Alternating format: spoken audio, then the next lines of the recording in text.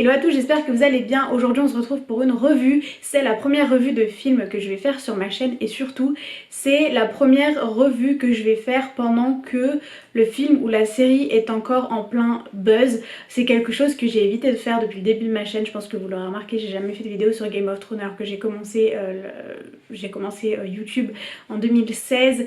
J'ai jamais osé en fait parce que j'ai toujours eu peur. Vous savez, le buzz attire beaucoup les haters et les gros mots et tout ce qui va avec, et c'est pas forcément l'ambiance que je souhaitais sur ma chaîne. Mais c'est vrai que là j'ai vu le film le jour de sa sortie et plus les jours passent et plus je commence à lire des choses et à voir des choses par rapport au film, des grosses critiques en fait, et je me suis dit que ce serait intéressant de faire quand même une revue dessus. C'est pas forcément le genre de film sur lequel je pensais faire une revue un jour, mais je me suis dit allez pourquoi pas, je me lance.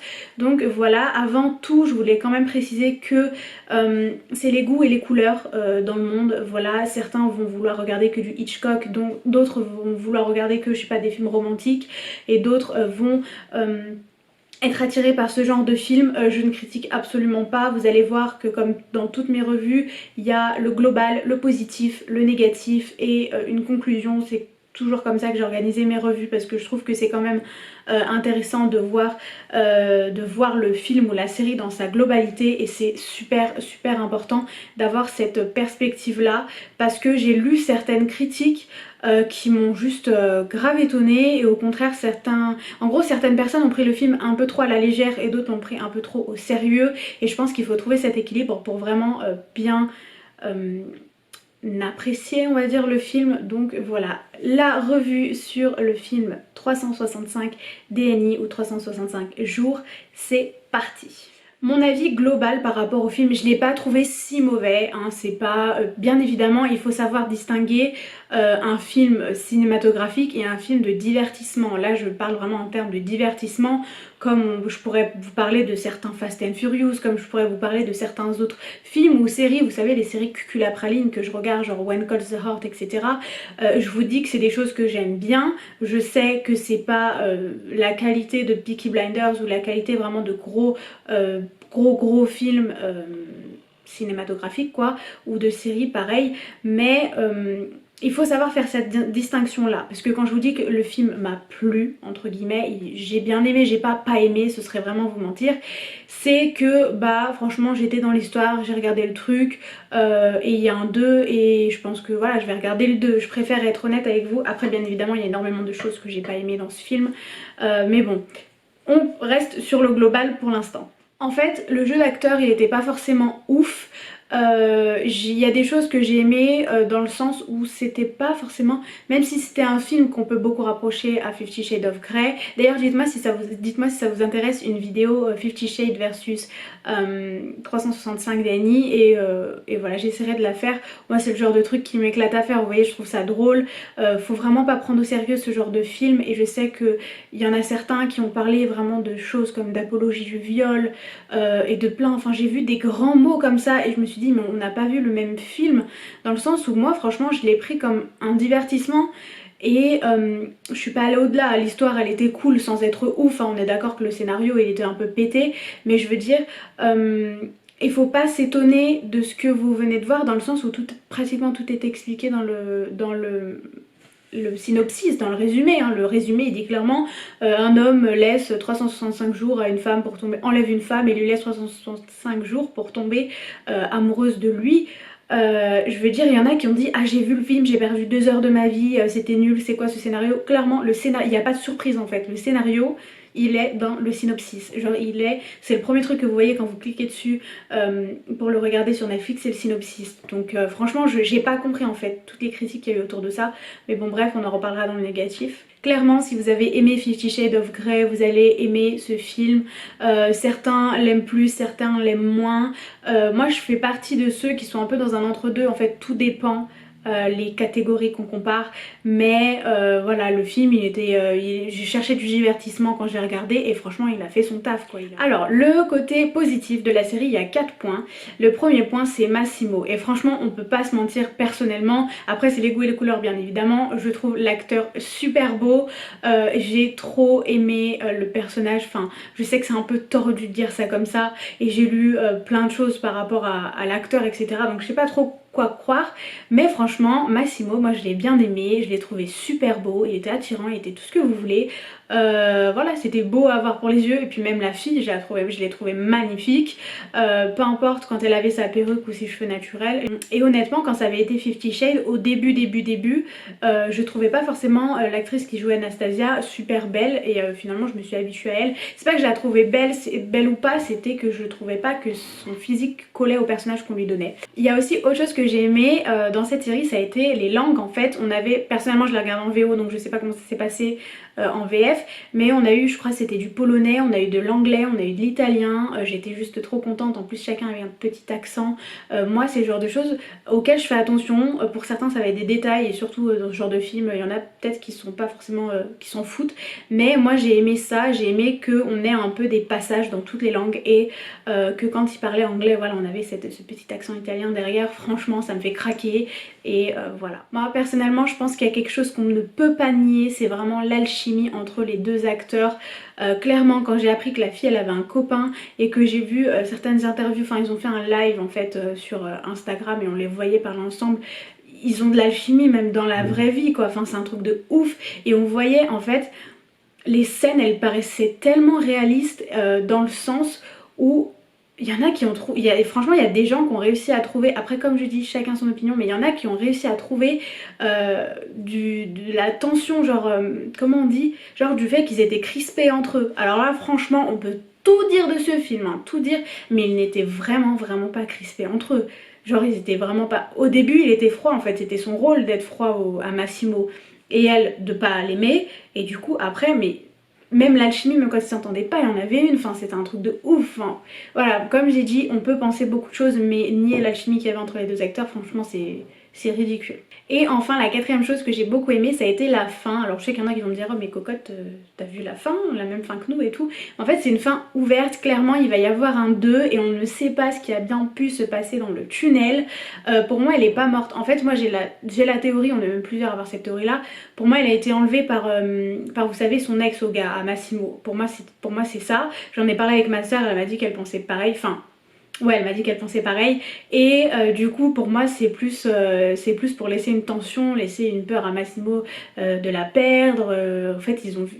Sinon le film il aurait été trop simple, vous voyez ce que je veux dire, et vraiment déjà que le scénario il est simpliste, clairement il fallait bien qu'il y ait un rebondissement, et je trouvais que ce rebondissement là, même si bon j'ai regardé le truc, je me suis dit c'est bon elle est en vie, il était cool. Et puis voir le vieux courir, franchement la scène elle était cool à regarder, dans le sens où bah voilà elle allait lui dire etc, enfin elle allait pas forcément lui dire qu'elle était enceinte, mais bref ils étaient en train de parler au téléphone. Moi franchement j'ai beaucoup aimé, et surtout avoir une fin ouverte comme ça ouvre un deuxième, et je pense que plus de films devraient faire ça, devraient nous laisser cette tension finale pour pouvoir pas être renouvelé. Je sais pas si on renouvelle des films, mais pour avoir une suite quoi.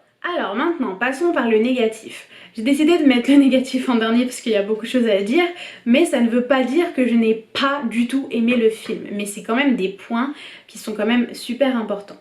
Le premier, c'est le scénario, mais pas le scénario en soi, parce que normalement rien ne nous a surpris à partir du moment où on a lu le scénario, le synopsis, pardon.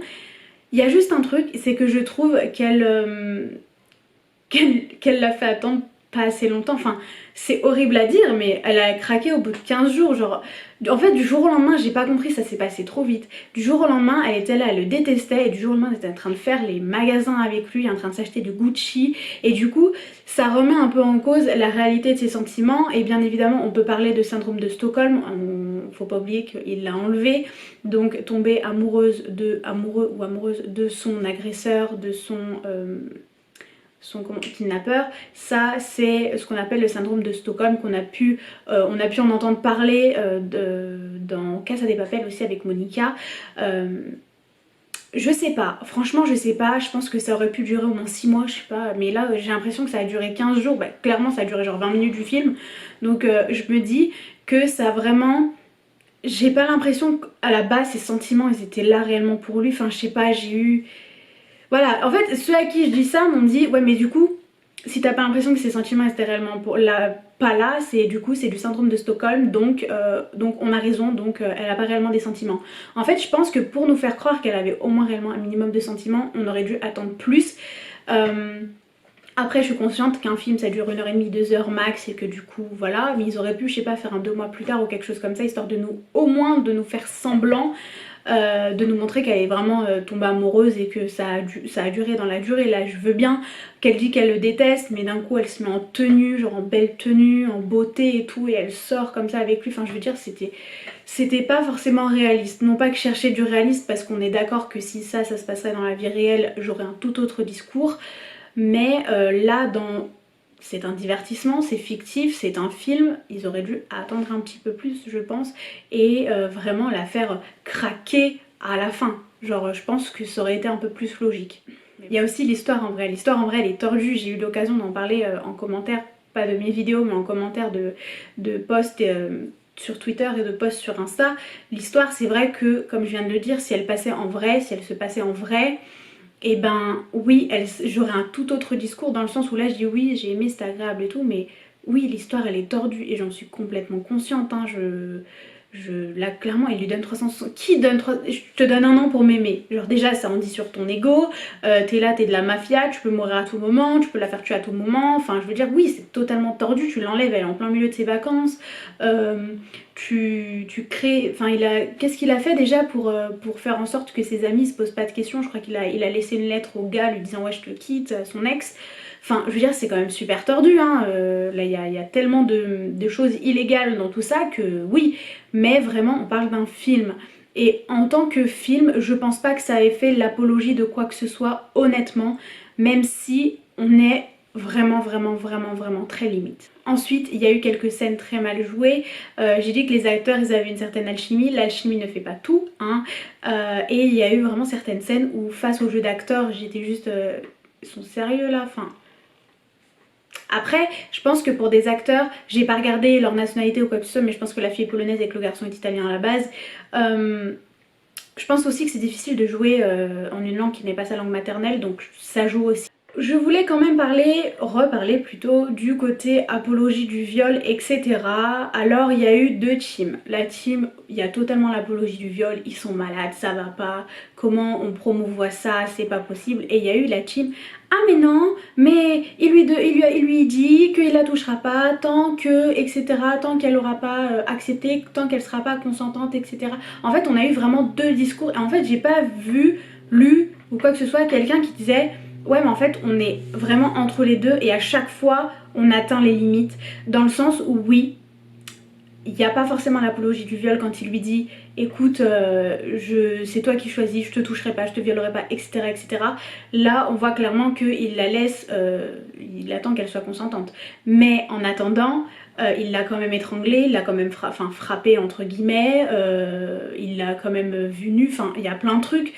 Après, tout dépend de la définition du viol des personnes. Pour moi, ça, je considère quand même ça comme du viol, hein, parce que non seulement il l'a enlevé, mais bon là on n'est pas sur du viol, mais on est sur du kidnapping, donc c'est quand même hors la loi, mais il y a quand même eu des scènes où genre j'étais limite, non quoi, calmos, parce que là ça devient creepy quoi, il faut pas la toucher cette limite, vous savez elle est fine. Et parfois on pourra faire un film même très bon, bon le film est loin d'être très bon, mais on pourra faire un film très bon et il suffira juste de dépasser cette ligne, mais vraiment de peu, pour que vraiment tout le film, le téléspectateur il soit plus du tout comme il était censé l'être. Là vous savez, comme je parlais de divertissement, on était dans du divertissement et franchement ils ont atteint certaines limites parfois où je me suis quand même posé la question, pas est-ce que je vais continuer le film, mais est-ce que réellement ça vaut la peine, est-ce qu'il y avait vraiment besoin de ça, ou est-ce qu'ils auraient pas pu garder l'histoire en mode oui j'attends ton consentement et faire la tension différente, parce que là en fait à chaque fois qu'il l'étranglait ou quoi que ce soit, qu'il lui disait oui non mais ne me fais pas croire des choses, etc. C'était on va dire c'était dans le but de montrer qu'il y a une tension quand même entre les personnages, mais est-ce que ça aurait pas pu être fait différemment?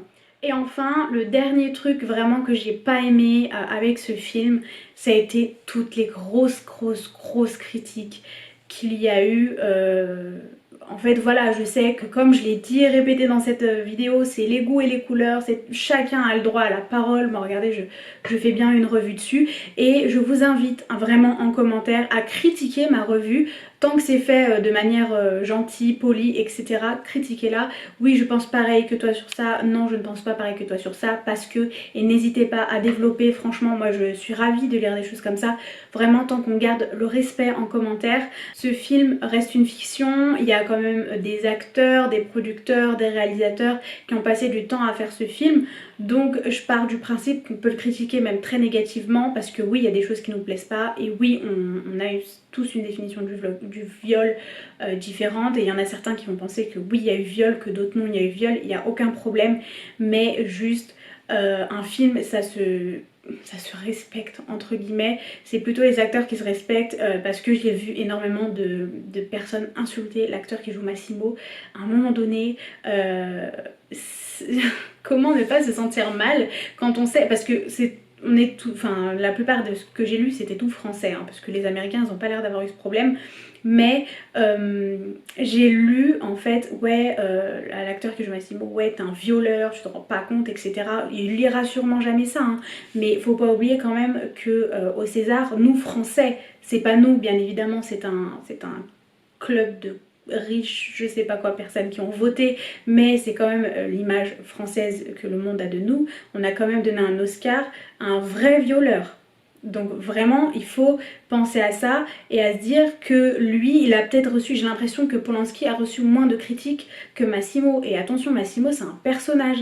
Donc voilà, je veux pas forcément amener trop de débats, mais je me dis que là le film, ils ont pas forcément fait quelque chose de mal, ils ont fait un film qui va plaire à énormément de personnes, parce que croyez-moi que ce film et ce genre de film, donc tout ce qui est 50 Shades, etc., il y a quoi aussi, il y a After, c'est fait pour un public très très très particulier, et croyez-moi que ce public c'est des millions de personnes, donc il va plaire. Il peut être critiqué autant de midi à 14h, 50 Shades a été un des films les plus critiqués de la décennie, et puis finalement il a fait son chiffre et il a fait de très très très bons chiffres. Ça veut pas dire qu'il était excellent. Lui aussi, croyez-moi que le 2 il va être vu par des milliers, dont moi honnêtement, hein, je vais regarder le 2. Vous avez mon point de vue, vous savez ce que j'ai aimé, vous savez ce que j'ai détesté. Oui, pour moi, si vous vous posez encore la question, pour moi il y a eu viol, parce qu'à partir du moment où je suis touchée que la fille veut pas, il y a viol, c'est mort. J'espère réellement que cette vidéo vous a plu. Moi en tout cas je trouvais ça assez important de le faire. Encore une fois, oui j'ai peur parce que je me dis que je suis en plein buzz et que je vais diffuser la vidéo en plein buzz, et que je sais pas forcément qui est-ce qui va voir cette vidéo et si il y aura des méchants commentaires, mais bon, c'est pas grave, je le poste, j'assume totalement tout ce que je dis, c'est là n'est pas le problème, c'est plus que psychologiquement je n'ai pas trop envie de me faire insulter. Donc voilà, je vous fais d'énormes bisous, j'espère vraiment que la vidéo vous a plu, n'hésitez pas à aimer, à commenter, à me donner votre avis et surtout à vous abonner, moi ça me fait toujours très très très plaisir. Je vous rappelle que je vais faire une vidéo par jour pendant tout le mois de juillet, donc que ce soit revue, coup de cœur et choses qui n'ont rien à voir avec les séries. J'espère que ça vous plaira, je vous fais d'énormes bisous et je vous dis à bientôt, bye bye.